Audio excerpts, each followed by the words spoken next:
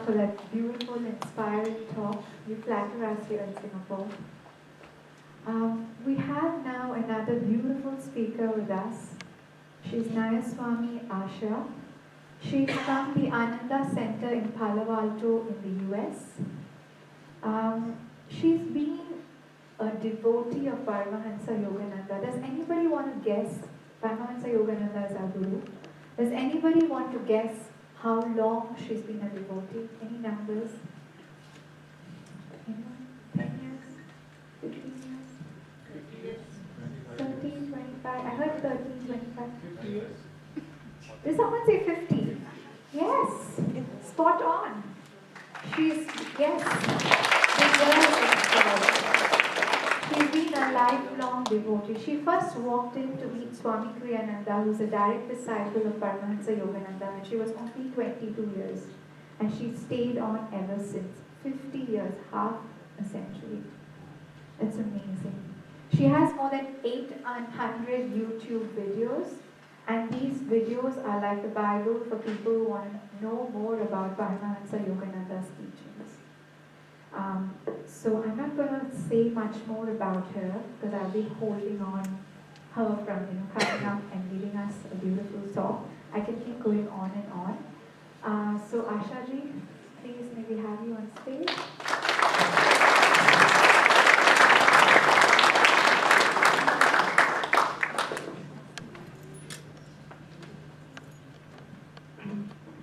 It's a great honor to be here with you today. This trip to Singapore was first contemplated when I met Yogi from Singapore, who's the leader of the local center, in the kitchen of the ashram in Gurgaon, India, probably about 7 or 8 years ago. He was there visiting someone else, and I was there visiting someone else, and it was suggested that I should come to Singapore. But that was delayed until today, so I'm very glad to be here now. Kavita made a big deal about how many years I've been on the spiritual path. I whispered to Jamal, all that means is that I didn't die. Those of you who are not 25 understand that time simply passes, and after a while it accumulates. And those numbers seem big. When I was 22, 50 years seemed really big. And now that I'm 72, it's just like, there it is. This is what happens. But I'm not blind to the fact that I was very, very, very fortunate.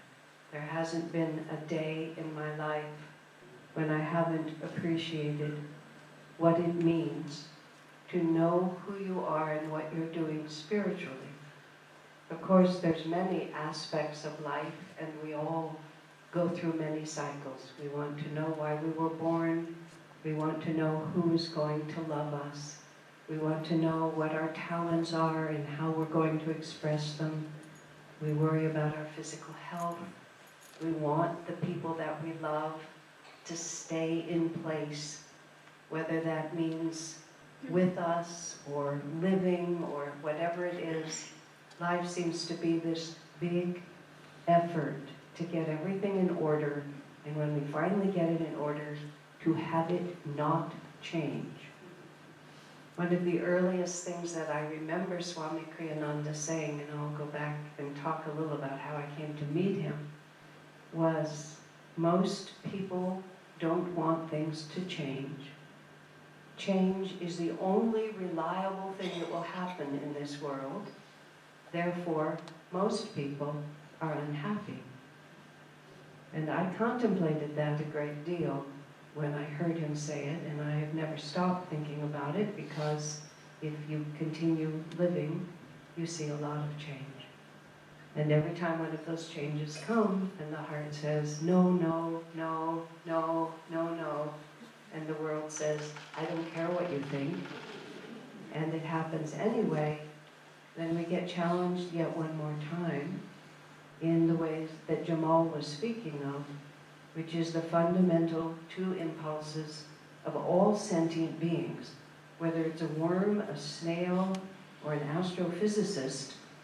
We desire to escape suffering. We desire to have more of joy, however we define that. We want more of what we feel gives us happiness and ease, and we want less of what we feel takes that away. I was born into a Jewish family in El Paso, Texas. For those of you who are familiar with America, Texas is not California. Texas has become quite a bit more enlightened since I was born there. Not because I was born there or because I left, but it was not the most inspiring environment to be part of. My father had been in the U.S. Army and ended up stationed there, and by the time he was released from the Army, the family was settled. These things happen. And then it took him a few years to organize himself and us to get to California while I was still in high school. But wherever I was from the very beginning, I subscribe entirely to the idea that this is not my first incarnation and is not likely to be my last. That the jiva that is me has had many life experiences. So we're not born with a clear slate. We're born turning the page and just simply continuing whatever karma is not resolved. And I was, from my earliest memories, a truth seeker. And I remember having a slightly problematic relationship with my dear and lovely, wonderful, loving mother. Because when my mother was prejudiced emotionally towards someone or some things, she made up reasons to make that the truth. She wasn't entirely objective and honest, because if she wanted something to be true, she would assert that it was true. I remember being like 3 or 4 years old and becoming very suspicious of her advice because of that. I'm certain that I was quite a trial to my parents. But in any case, I was a truth seeker always. And when I looked at life, I don't even remember starting with this thought. I just remember it always was there. It seemed to me the whole point of the whole thing was how to avoid suffering and to have more of happiness. And I was gifted in school, which is something I believe I brought over from past lives. It was effortless for me to be good in school. And as a consequence, it was meaningless to me to be good in school. And it actually made me very nervous because I got an enormous amount of praise for being good in school, and I knew that I was doing nothing to accomplish that. And I wanted to understand what it was to be happy, and they wanted me to get A's on my reports. My parents had higher values than just external, but the world around me seemed to be disinterested in what seemed to me the only thing that mattered. And as a child, I decided that maybe all the adults around me actually knew this secret, but I wasn't quite old enough to be brought in. And being Jewish, at the age of 13, there's a bar mitzvah or a bat mitzvah for girls or boys. And I thought maybe as part of the bar mitzvah service, they would all take you into another room and say, ha ha, big joke, here's the secret of happiness. Everything else was just, sort of stuff that was going on. But first when my older brother was bar mitzvahed, and I realized that nobody told him, it began to dawn on me, and this was very terrifying, that they didn't know. That they were just following what seemed obvious, which was, ethical, moral, loving. I was gifted to be in a very nice family, to grow up in a very nice way.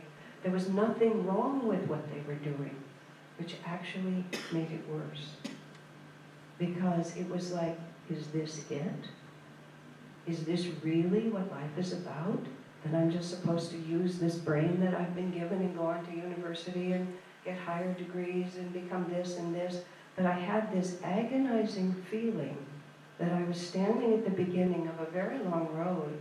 And of course now I think about reincarnation as part of the explanation. But I could feel that I could take any one of those roads, and at the end of my life, where I was standing would not be what I wanted. It wouldn't be bad, it just wouldn't be enough. So in a very quiet way, 14, 15, 16 years old, I functioned, I was not unbalanced, but I was terrified, I think is the only way I can put it. I was terrified that I would never break through the limitation that I could see around me. I remember being 10 years old, and we lived in a suburban area. We were still in Texas at that time. We had a big picture window, and there were houses one by one next to each other, and across the street like this, and over here, right? No, actually it was over here, it was over there. The man there was mowing his lawn with this little electric mower like they do in America. I don't know I don't see the same kind of lawns in Singapore. I don't think you have as much land as we had in Texas. But anyway, they were mowing the lawn.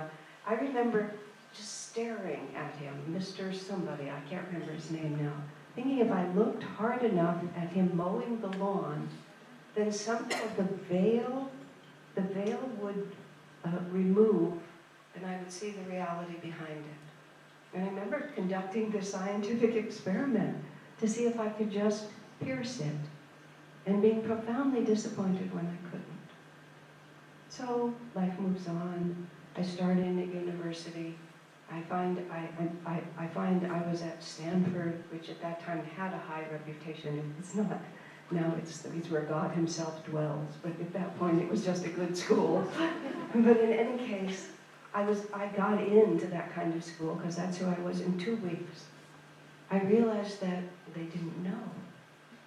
They just didn't know.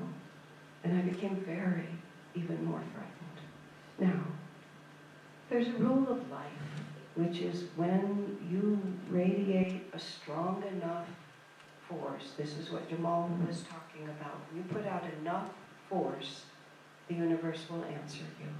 And if you persevere in your focused determination, you will magnetize the molecules of the universe will come together and will bring you the answer if you are deeply, sincerely calling in that way.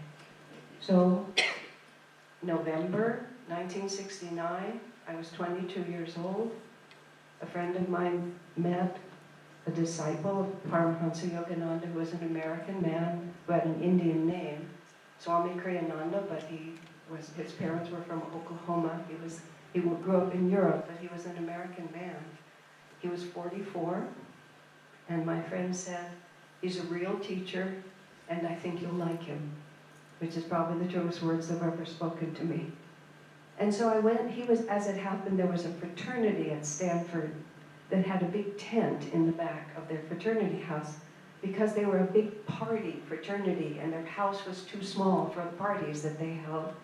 It was the 60s in America, in California, which was a big changing time. There was big hippies and all of that, and I was right in the front of all of that. And somebody thought it'd be fun to have this Swami. It was just like a weird new thing that was happening. And so they invited him into this party. They sort of thought it was some kind of a party. There was music playing, and it was a big raucous. I mean, nothing like the atmosphere that you would expect. And I was with people who were a little leery of this whole thing. And so they had us sit in the farthest back row, I mean, with our backs against the wall. They wanted to be as far from this guy as they could possibly be. And he walked into the room, and he was very young and vigorous at that time. I mean, most of you, only a few of you have ever met him. The last decade of his life, he died when he was 85, 86, and he was quite frail. But when I met him, he was powerful, half my age now, virtually, and very strong. He just strode into that room. He didn't say a word. And I saw, for the first time in my life, I saw what I wanted to be. I mean, I don't know where that intuition came from. I don't actually even know what I was looking at. Later on, I came up with a few explanations for it. But I did have this perception. I had this perception that he was everywhere. Whereas most of us are just sort of in some close relation to this. Jamal was talking about that aura camera, and I know that camera, and I've done the same experiments that Jamal did. When Swami Kriyananda wanted to know about these cameras, they happened to be manufactured near the place where I live in California, and I went over to the manufacturer's place, and I met the delightfully kind of eccentric scientist who invented them, and we sat with these things, and I sat right in front of the camera. Actually, they were running video at that time. And I watched my aura change, and then I started to meditate, and I watched my aura turn. I didn't watch it, but I saw it after. It just turned white. And then I saw someone come into my aura, and I saw that he had a particular color, and that color began to affect me. And when we interacted, they take pictures with that aura camera. They take pictures of couples who are fond of each other kissing, and watch the aura shift. I mean, the camera's just, I don't know what it teaches us, but is it fun? It is such fun. You know, you can have a healer put his or her hands on you, and you'll watch your aura change colors. But in any case, coming back to this, there was something I could feel in Swamiji. I was starting to say that all of us in some way live in relationship to this physical body, because we're attached to it, we're defined by it. Only occasionally do we ever spin out of it. People have now these near-death experiences where they have this strange realization that what I call myself is only incidentally engaged in this. I read about a man, I met a man actually recently who is a paleontologist who studies around the Arctic Circle. And he was in the Arctic Circle way up in the north in the cold, and a sudden storm came. And whenever you're out there doing this kind of field work, you always carry a big loaded shotgun, because there are a lot of bears who would happily eat you. You're easier to eat than a lot of other things that are up there. And so they always have a loaded shotgun, he said, because your life depends on it. So this big storm comes in, there's a lot of fog. That means he can't see any of these bears that might be coming to him, and he's in great danger of freezing to death. So he's rather scared, standing on the ice, and he said for no reason that he can understand, he suddenly popped out of his body and went, he described it, to the foyer of heaven. Because he didn't feel like he was dying, he just feels like he was on holiday from his body. And later he was able to calculate that he was out of his body for about 2.5 hours. And during which time he was some 40 or 50 feet, he felt like his perspective was 40 or 50 feet above. And he saw this cold, shaking, scared something clutching a loaded shotgun. And he was, and the thing down there was so unhappy. And the self up here kept wanting to tell him, don't worry, it's going to be fine. But he wasn't able, so he just had to watch that poor one just be so nervous, while he himself just lived in this wonderful universe of what he called, of course, pure love, pure freedom, pure joy. Now, all of these words were not present in my mind in November of 1969. By that point, I had begun to understand that I wanted to expand, was the words that I had. And so I had decided that I would have a dozen children, because that seemed like that would make me bigger. You know, if I was only one and then I had 12 others, or however random number. It's not a very practical idea, but that's the idea that I had. It would make me bigger. And then I had this terrible realization that merely conceiving and giving birth to children would not in itself make me a better person. And that was very distressing, extremely distressing, because somehow I had gotten in my mind that the mere fact of bearing a child would make me a good person. And I was sort of caught in all of that. And then when Swami came in, I realized that confinement, being confined, was what was oppressing me so much. And what was confining me, I gradually came to understand, was my self-definitions. That I defined myself as needing these things, as being afraid of change, of needing, and I was, relatively speaking, a high-functioning, really well-balanced person. We're not talking about somebody who's cowering in a corner, you know, drinking wine every morning. I was doing it. So it wasn't that I was ill, it's that I was a well person, but I could sense that there was something called being super well. And I just knew it was there, and then it walked into the room. It just walked into the room. Someone who wasn't confined in the way I was confined. And I already knew about Paramahansa Yogananda. I had been awakened to the idea of self-realization, to the teachings of India. It was part of that whole 60s movement that I was moving in. That's why Kriyananda was in the room in the first place. But I could read all of this, but I couldn't figure out how to get from where I was in actuality to where these great souls told me I could be. And when I first read Autobiography of a Yogi, it's very devotional. Yogananda he loves God, he loves God as Divine Mother. It, of course, comes from an Indian context where the feeling of a greater reality, you don't have to fight to explain it. In America, where we're very materialistic, you have to fight to explain it. And Americans especially, being shrewd is a quality that Americans are very proud of. We don't like to be taken advantage of. We don't like to be made fools of. So even though Americans have a strong intuitive heart and a very loving nature, it was a joke in America that when we were engaged in the effort to get a person on the moon, it was suggested that the best way for America to succeed in landing on the moon was to send a poor dog up there and land him on the moon without a way to bring him home. And the entire country would unite to get the dog home.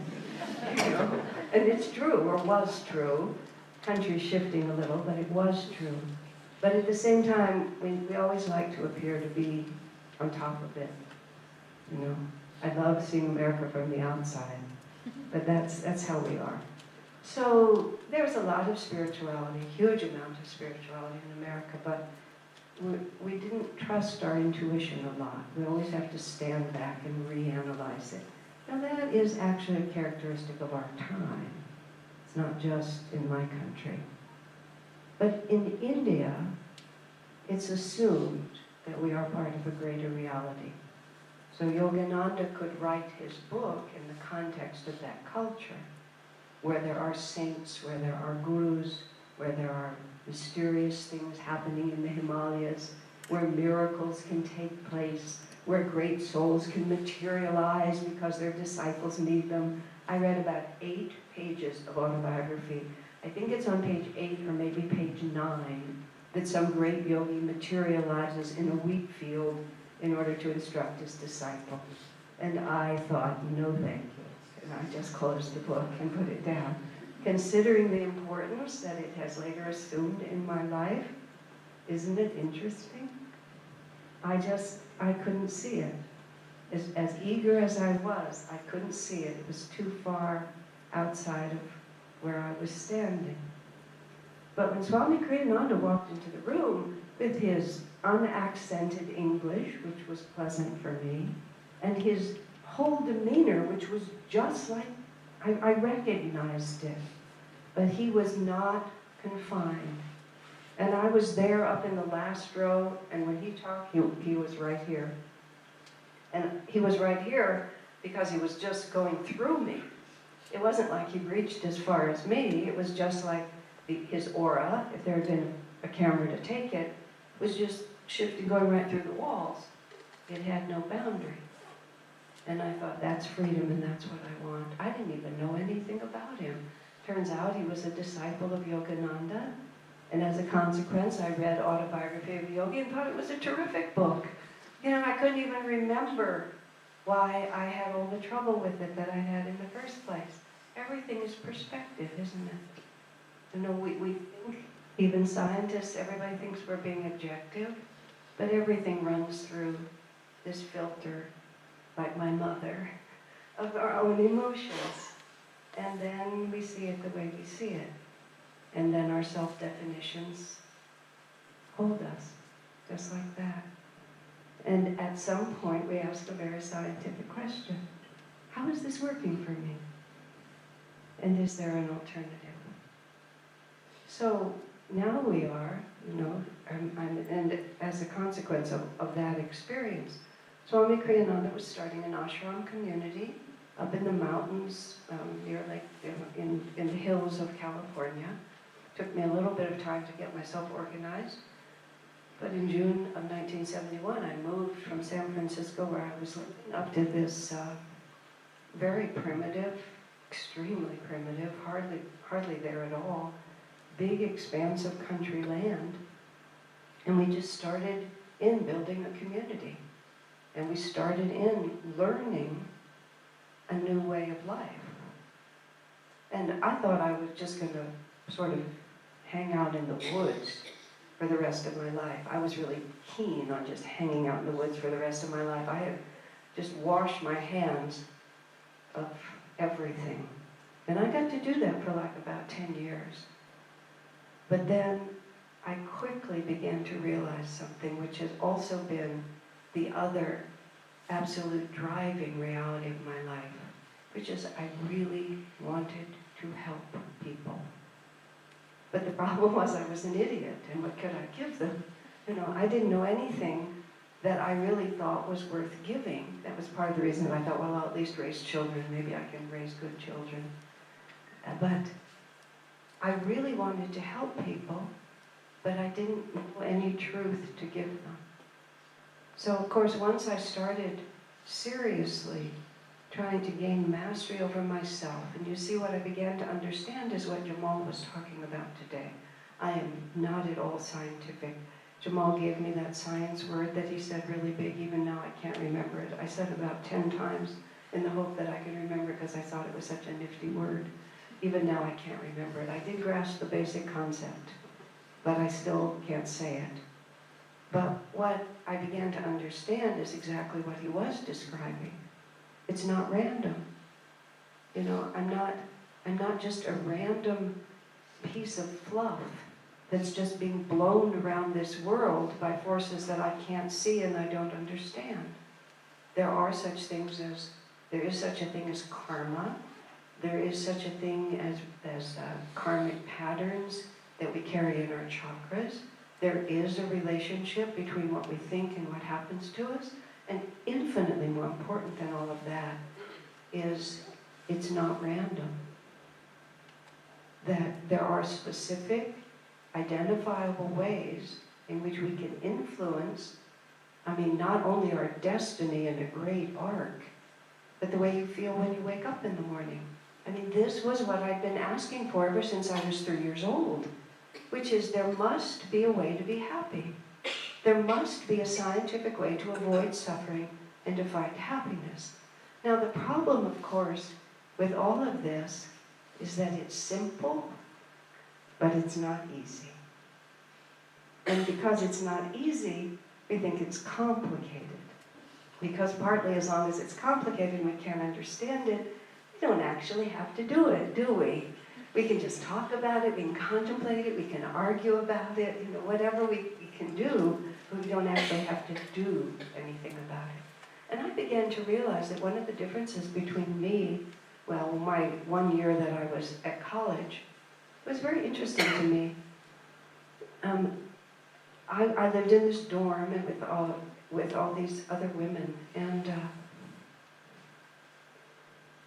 so many of them were really unhappy, just on a kind of existential level that was very difficult to grasp. It's much worse now, but the pressure for gifted college students to meet some external standard even then was very intense. And women, especially at that time, they needed to be pretty, they needed to be able to attract, they needed to be smart but not too smart because they still needed to attract men. They had to find the right man, and if the right man didn't like them, in our society you seek out your own partners.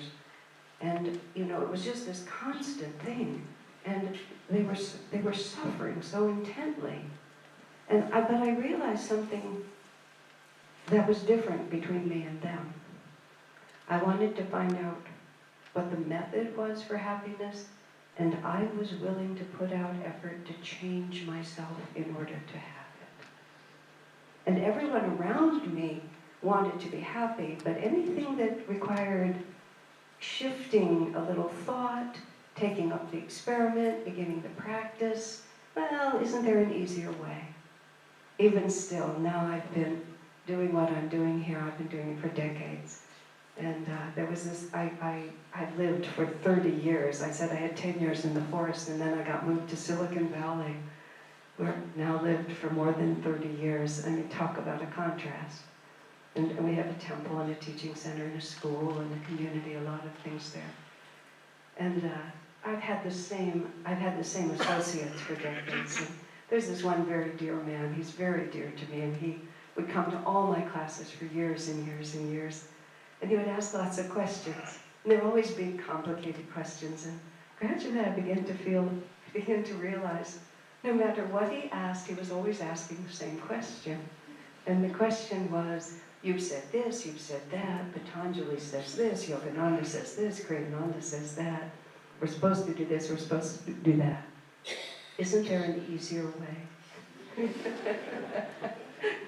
Isn't there a shortcut? I realized he was regarding me the way I had regarded my parents as a child, that there was some secret that at some point, if he just kept asking me often enough, I would tell him, isn't there an easier way? You know? We've put ourselves, by our own actions, we've created this complicated matrix of self-definitions, which all have become very important to us, and we're attached to all of them, and we think all of them are essential to our happiness. And when even the idea comes that maybe we need to shift, one of my friends put it perfectly. She said, there's no point in even trying to change a habitude or an attitude until you're absolutely disgusted with it.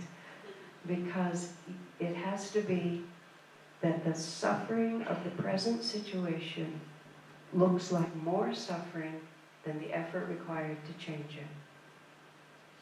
And that's the difference in a very real sense between religion and spirituality. Religion says you just follow these rules, you just do this, you talk to the priest, you get these ceremonies done. One of my friends in India told me, he said, Hindus are the only people in the world who pay someone else to practice their religion. You hire the priest and he'll do the mantras for you. You pay him to practice your religion. I thought it was a very insightful way to put it. But the fact of the matter is you can't pay anyone to do it, and you can't... there's a comedian in America called Garrison Keillor, and he said, thinking that you can become a Christian by going to church every Sunday is like going and sitting in your garage and hoping to become a car. And they're very true, because it's not, religion is the form that results when people get a glimpse of the potential for self-transformation. And so when you understand self-transformation, you can look at those dogmas of religion, as Jamal was calling them, the ways of belief, and you can see that in their basis, they relate to the ways of awakening. But the way of awakening is a personal commitment. And it's a personal commitment to become more than we are. And we're driven by one thing. I want to avoid suffering, and I want to find more happiness. And no one will make that decision or that move. No one can do it for you. There's not one person who can force you to change your self-definition until it crosses your mind that this isn't working for me. But you see, the good news about all of this is, and this is how Krishna puts it in the Bhagavad Gita, even a little practice of this inward religion will free one from dire fears and colossal sufferings. Because we tend to think about things in absolute terms, and this is the shortcut. Even the tiniest bit of effort put out in the direction of where true happiness lies brings us much more than we could ever imagine could come to us. I think of it like, I've seen cartoons where you have something that, what they used to call a diving bell. I don't even know if they still have those things. I remember childhood cartoons that would involve somebody going into the deep in one of these little diving bells. Or they have movies nowadays, submarine movies, and you know at some point in the submarine movie, somebody's going to poke a hole in the submarine and all the ocean water is going to come, and then there'll be lots of scenes of people screaming and water coming in, you know, just like that. And finally they'll plug the holes, and that's how it'll work. Well, that image, I realized as I began to explore and try to bring into my life more of what I saw in Kriyananda, was I realized that the infinite power of the potential of our own nature, the potential for happiness, the potential for freedom, the potential for fearlessness, it's always trying to break through. It's really just like the ocean surrounding the submarine. And we work so hard, just work really hard, this incredible amount of tension and pressure, always to remain small and self-contained. You know, the universe, I'm a devotee. I can speak of God. I can speak of Divine Mother. Divine Mother is always trying to love us. And we're always curling ourselves up and trying to prevent it. When, as part of the ceremonies, one of the ceremonies that Swami Kriyananda wrote, it's called the Festival of Light. And in our temples, Ananda temples, we do this ceremony every Sunday. It's a little bit like the Catholic Mass, but it's not really. But as part of it, we have the Indian habit of people come up and receive the light of a candle. And some of us are called light bearers, which is the name of the book I've written. And we actually bless people at the spiritual eye. We take the light from the candle and bless. One of the children who grew up in our community now, Ananda itself is 50 years old, so children, babies have become adults. One of my friends, who's now a grown man, when he was a child, and his father would sometimes bring him up, and he would come toward me, and I would try to bless him, and the little baby, he would put both his hands over his forehead, just begin to scream at the top of his lungs, no, no, no, no, and he would struggle and struggle, and, you know, I mean, I thought it was so funny. You know, it was always a sort of an amusing point, and then the father would try to persuade the son that that is not the way to behave. But he reminded me so much of ourselves, isn't it so? You know, some force brings us up toward a greater sense of our own reality, and we feel that coming toward us. But at the same time that we're going to become something larger, we're going to also lose what was smaller. And we play this constant.